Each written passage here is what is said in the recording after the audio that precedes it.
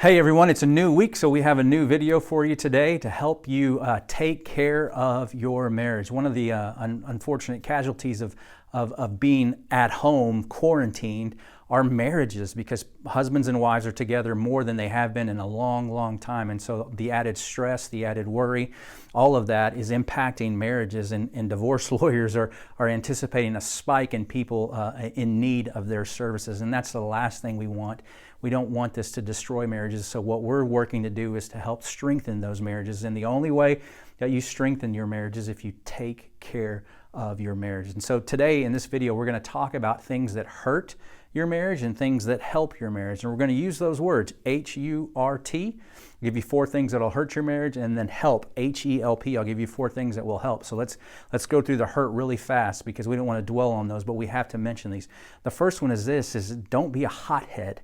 Okay, just constantly on edge. I know things are stressful, and I know things are hard. I know things are different, and you guys are going through all kinds of struggles, things that some we know, a lot that we don't know about. But one of the things that will hurt your marriage is if you're constantly angry and expressing that anger in unhealthy ways. It causes damage to your spouse, and not only to your spouse, but if you have kids in your home, the wreckage from an explosion or an outburst can also hurt your kids. So don't be a hothead.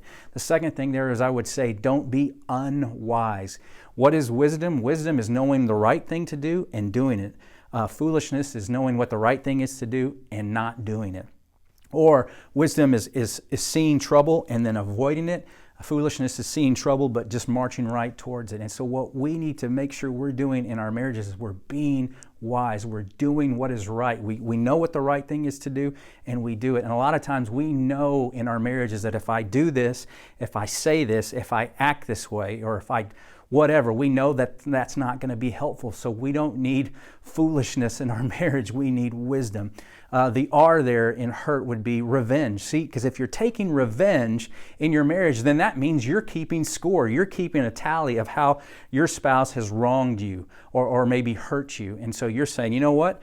Here are these 5 things you did just yesterday, and so I owe you for each one of those. That's not what God calls us to do in marriage. It doesn't mean that you weren't hurt. It doesn't mean that you can't acknowledge the hurt.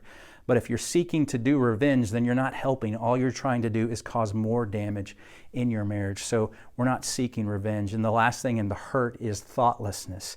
We need to be thinking about how we can love our spouses, how we can help our spouses. We don't just need to be selfish and just think about us all the time. So we really need to be, as I said, we need to be on purpose, purposeful with taking care of our marriage. So you don't want to do those things that hurt. Things like being a hothead, being unwise, trying to take revenge, being thoughtless. But let's focus on the 4 things that you can do that immediately that will start to help your marriage. And the first one there, the H, is to honor your spouse. To honor your spouse means to just that, to place them sort of like on a pedestal, not like they're better than you or not that they are perfect, but you're just saying, you know what, I value you. I value our relationship. I want to do things that honor you. I want to do things that lift you up, that help you to be better. And so we want to honor our spouses. The E there is to encourage. This goes along with honor. We want to be encouragers to our spouse. We want to be our spouse's biggest cheerleaders. We want to tell our spouses how much we love them, how much we are proud of them. We want to root for them. We want to pray for them. We want to pray with them. We want to do things that will encourage our spouses and not tear them down. And the L there in help is this is going to be a big shocker to you, but we need to love our spouses, and not just love them the way that we want to love them, but we want to love them the way that God has called us to love our spouses. And that means we need to love them sacrificially. We need to love them unconditionally. We need to do things that really show our spouse, I know that you are my spouse, but more importantly, I know that you're a child of God, that you're a son of God, or you're a daughter of God. And so I want to love you that way. And I want to thank God for the opportunity that He's given me to be your spouse. So you want to honor them, encourage them, love them. And the last one, the P, and this might be the hardest one, is we need to be patient with our spouses now more than ever, because I realize a lot of us, our patience, they're wearing thin. I said this last week in the video that our fuses are shorter and getting shorter and shorter when we're talking about our frustration and our anger. But one of the things that marriages need right now more than ever is patience with one another. Because here's the thing, you have to remember, although you might be feeling impatient with your spouse, there's a good chance that they might be feeling impatient with you. And so instead of, again, seeking revenge, instead of trying to be first, instead of trying to get your way, let's just be patient. Let's love each other. Let's encourage one another. Let's honor one another. And let's just say, you know what? Today, I don't know what today's going to bring, but whatever it brings, let's make sure that we do things that are going to help our marriage and not hurt.